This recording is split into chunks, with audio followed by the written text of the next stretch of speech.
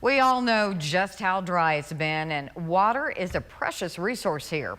The Big Spring City Council just approved a 5-year plan to conserve water, something that's actually required by the state. Christina Burgess has more on this plan and what steps city members are taking. For the next 5 years, the city of Big Spring has a water conservation plan in place if the city ever has to start rationing water, a plan that's required by the TCEQ. It's just in place in case something drastic ever does happen. And is just improved every 5 years. So really what we're doing is tweaking it, right? Going through there, making sure it makes sense, see if anything has changed in our system in those 5 years. If the plan needs to be enacted, Bowles says the city will first start with irrigation. Normally when they first start rationing water, it'll begin with irrigation. You know, you'll hear, okay, you can only water your grass once a week or only on Thursdays, for an example.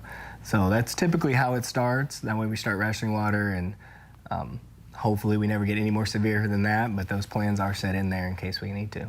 As for if and when this plan would need to be used, if West Texas continues to not see much rainfall, then the plan could be called into action.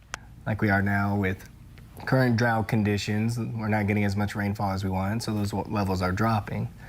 And if we keep having this drought and it keeps falling, there may be a time when those will be placed into effect for the contingencies on drought conservation. But Bowles says there's nothing to be worried about at this time.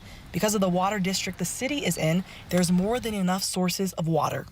Well, luckily with our water district, there's 3 different lakes we can pull off of for water sources. So if there does come to a point where one lake loses water, we have 2 others that we can pull from. So we even have emergency wells if those even go dry. But we've never had that situation before. The most we've ever had is, like I said, start watching how much we water our grass.